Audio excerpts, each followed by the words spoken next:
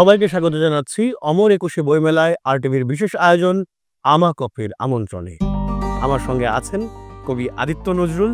নজরুল ভাই, কেমন আছেন? আছি, ভালো আছি। আপনার ১৪তম কবিতার বই ভালোবাসা গণিত বোঝে না, এটা আমার হাতে।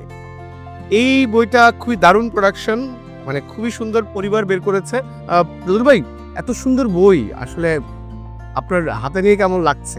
হ্যাঁ, আমার কাছে অবশ্যই ভালো লাগছে, একটা ভালো প্রোডাকশন। এখন যেটা হচ্ছে, লেখা নিয়ে তো একজন কবি কখনোই মনোভূত থাকে না যে আমার আরেকটু ভালো হইতে পারতো লেখাগুলো, বা আমি আরেকটু সিলেকশন করতে পারতাম, আরেকটু বাছাই করে দিতে পারতাম, এই একটা শূন্যতা থাকে। কিন্তু হ্যাঁ, প্রোডাকশন দেখে খুব উজ্জীবিত হই, সুন্দর ভালো হয়েছে। এইটুকু দারুণ। কবিতা কিভাবে লেখা হয়, আপনি কিভাবে লেখেন? কবিতা লেখা হয় হচ্ছে একটা ভাবনা এবং ঘোরের ভিতর দিয়ে আসলে একজন কবি যায়, চিন্তার ভিতর দিয়ে যখন যায় তখন চিন্তা করি চিন্তাটাকে কিভাবে আরো সময় উপযোগী করা যায়, লেখার ভিতর নিয়ে আসা যায়। ওই লেখার ভিতর নিয়ে আসতে আসতে হয়তো এই সমাজটাকে বা বিভিন্ন চরিত্রকে বা বিভিন্ন অবজারভেশন যে সমাজের, ওগুলোকে আমি কবিতার মধ্যে প্রতিফলিত করি। দারুণ। মানে আপনার কবিতার মধ্যে কখনো কখনো একটা দৃশ্য দেখা যাচ্ছে, কখনো কখনো সমাজের প্রতি তীব্র ব্যঙ্গ দেখা যাচ্ছে। আপনাকে আসলে কবিতা লেখায় কি কি? বিভিন্ন সময়ে বিভিন্ন ঘটনা আমাদের ভিতরে কিন্তু আন্দোলিত করে, কষ্ট দেয়, বেদনা দেয়, উজ্জীবিত করে। ওই সকল বিষয়গুলো আমরা সাধারণত ধরি কবিতার মধ্যে বা লেখার মধ্যে। আমরা চাই কতটুকু প্রতিফলিত হয় বা কতটুকু বাস্তবায়িত হয় সেটা হচ্ছে ভিন্ন কথা, কিন্তু আমরা চাই সময়টাকে সবসময়। প্রেম যদি বলেন আপনি, প্রেম বা বিরহ, সেটাও কিন্তু একটা সময়ের প্রেক্ষাপট। হ্যাঁ, হয়তো আপনি ওই সময়ে বিমর্ষ ছিলেন বা উজ্জীবিত ছিলেন, সেই সময়টাকে আপনি চিহ্নিত করছেন লেখার মধ্যে। এইভাবেই হচ্ছে লেখা। মানে আপনার কবিতা লেখার শুরুটা হয়েছিল কিভাবে নজরুল ভাই? কোন মুহূর্তে আপনি বুঝেছিলেন যে কবিতাই আপনার সেই অন্বিষ্ট মাধ্যম, যেখানে আপনি আপনার কারিশমাটা দেখাইতে চান? আমি স্কুল জীবনে যখন পড়তাম, আমার স্কুলের প্রধান শিক্ষক ছিলেন আমার বাবা। স্কুলের ম্যাগাজিন বের হবে, সকলেই লেখা দিচ্ছি। তো আমি সাধারণত লেখালেখি ছড়া পড়তাম, ছোট গল্প পড়তাম, যা হয়। তো হেডমাস্টারের পুত্র হিসেবে আমাদের যে ক্রীড়া শিক্ষক ছিলেন বা ম্যাগাজিনের যে দায়িত্বরা ছিলেন, মিজান স্যার, উনি বললেন যে তুমি একটা ছড়া দাও। আমি বললাম, স্যার আমি তো লিখতে পারি না। ও যা পারো। ওই যা পারো লিখতে গিয়ে লেখালেখির সূত্রপাত। তারপর থেকে আর মানে পিছনে ফিরে যেতে পারিনি। কবিতার যেই অনেকগুলো টুল নজরুল ভাই, ধরেন ছন্দ, তার ভাষা, প্রকরণ, এই ব্যাপারগুলোকে আপনি কিভাবে ডিল করেন? গুরুত্বপূর্ণ একটা শব্দ কথা বলছেন, সেটা হচ্ছে ছন্দ। কবিতার মধ্যে ছন্দ, আমরা অনেকেই বলি এখন যারা লিখতে আসি যে ছন্দ প্রয়োজন হয় না। হ্যাঁ, প্রয়োজন হয় নাই শব্দটা না, আমরা হচ্ছে অনেকে মানি না বা মানতে চাই না, বা আমরা অনেকেই বলি যে ছন্দ যদি আমি মানি বা নিয়মিত ফলো করি তো কবিতাটাকে অতভাবে প্রকাশ করা যায় না। তবে ছন্দটা জানা দরকার। আপনি ছন্দ ভাঙেন, ছন্দ জেনে ভাঙেন, জেনে ভাঙলে বা না মানলেও কোনো সমস্যা নেই, কিন্তু জানতে হবে। নজরুল ভাই, আপনার কণ্ঠে কি আমরা এই কবিতাটা শুনতে পারি? এই যে একটা ছন্দের কবিতা, আপনি ছন্দ নিয়ে বলছিলেন, ফলে উপদ্রুত কবিতাটা আমরা আপনার কণ্ঠে শুনি। উপদ্রুত, সব কিছু ঠিক হয়ে যাবে, ঠিক হয়ে যাবে সব কিছু, এই ভেবে ভেবে যায় অহর্নিশ। আসবে সুদিন, হয় না কিছুই ঠিক, ভুলে ভরা হিসাব নিকাশ।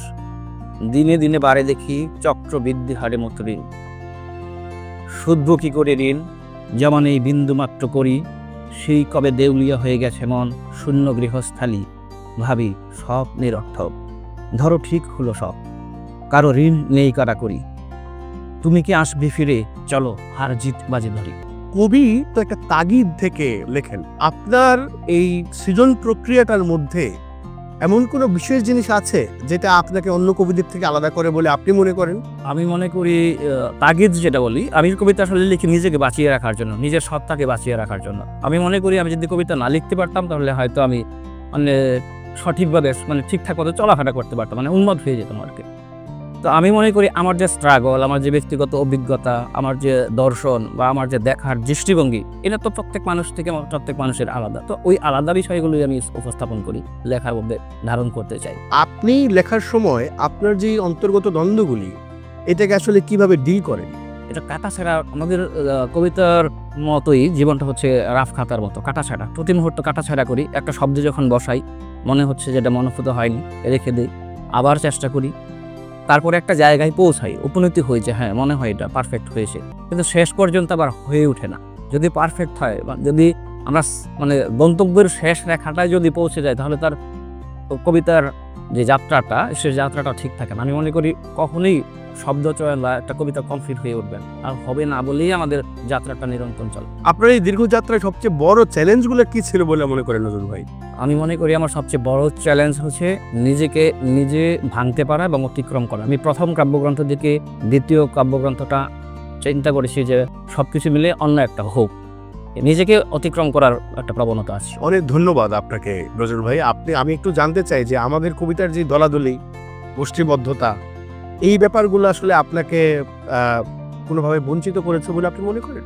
আমি মনে করি না যে বঞ্চিত করেছে। আমি মনে করি যে কবিতার যাত্রাটা আসলে দলাদলির না, একার যাত্রা, নিরন্তর একা পৌঁছে যাওয়ার একটা প্রচেষ্টা। আমি মনে করি দলের ভিতরে থাকলে কিন্তু বিচ্ছিন্ন হওয়ার প্রবণতা থাকে, একা কিন্তু বিচ্ছিন্ন হয় না। একা নিজের প্রতি যদি কমিটমেন্ট থাকে, নিজে যদি নিজেকে অতিক্রম করতে পারে, সেটাই হচ্ছে বড়। আপনার একার যাত্রা আরো দুর্দান্ত হোক, আরো আনন্দময় হোক। নজরুল ভাই, আমরা একটা হাইপোথেটিক্যাল প্রশ্ন দিয়ে আসলে র্যাপিড ফায়ার রাউন্ডে যাই। আপনার যদি একটা সময় যন্ত্র থাকতো, টাইম মেশিন থাকতো, অতীতের যে কোনো সময় গিয়ে আপনি যদি নিজেকে লেখালেখি নিয়ে একটা পরামর্শ দিতে চাইতেন, কি দিতেন? কোন সময়ে গিয়ে দিতেন? আমি শৈশবে ফিরে যেতাম এবং নিজেকে পরামর্শ দিতাম, অনেক পাঠ করো, অনেক ভ্রমণ করো, তারপর লিখতে বসো। অনেক ধন্যবাদ নজরুল ভাই। কবি আদিত্য নজরুলের সঙ্গে আমরা যাচ্ছি র্যাপিড ফায়ার রাউন্ডে। আপনার জন্য আমাদের প্রথম শব্দ প্রেরণা, প্রয়োজন আছে, ভালোবাসা, আরও বেশি প্রয়োজন, গণিত, হিসেব নিকেশ করে চলতে হবে, প্রিয় রং, সাদা, যে মৌসুমে বেশি লেখেন, সব মৌসুমে, প্রিয় সাহিত্য চরিত্র, দেবদাস, প্রিয় গান, খেলেছ এই বিশ্বলয়ে বিরাট শিশু আনমনে, প্রিয় কবিতার লাইন, শুধু বিঘে দুই আছে মোর ভুই আর সবিগে ছেড়ি নেই, গান কখন শোনেন, মধ্যরাতে, লেখার জন্য প্রিয় জায়গা, টেবিল, ঘরের টেবিল, লেখার সময় আপনার পছন্দের খাবার বা পানীয়, সাদা পানি, সবচেয়ে সৃজনশীল সময়, সকাল, লেখালেখি জীবনের বড় ভুল, সবটাই ভুলে পড়া, স্বপ্ন, লিখতে চাই, লেখালেখি বিষয়ক ভীতি, নিজেকে নিজে অতিক্রম করতে পারলাম কি, প্রিয় কথা সাহিত্যিক, চলচ্চিত্র এবং কথা সাহিত্যিক হিসেবে আমি ঋত্বিক ঘটককে ধরবো, প্রিয় কবি, লেখা থেকে তাদের জীবনযাপনকে আমি খুব পছন্দ করি, ভাঙচুর জীবনকে, যেমন বিনয় মজুমদারের জীবনটা আমার খুব পছন্দ। একটা চলচ্চিত্র যা আপনাকে প্রভাবিত করেছে, তিতাস একটি নদীর নাম, পিতৃত্ব, গুরুত্বপূর্ণ একটা বিষয়, মাতৃত্ব, দিয়ে যাওয়া, শুধু দিয়ে যাওয়া, যৌনতা, অপরিহার্য জীবনের জন্য, অপছন্দ করি, মিথ্যা বলা, যা বলতে চাই জোরে সবাইকে, নিজের আত্মবিশ্বাসকে বাড়িয়ে তুলতে হবে, আদিত্য নজরুল। কমপ্লিকেটেড।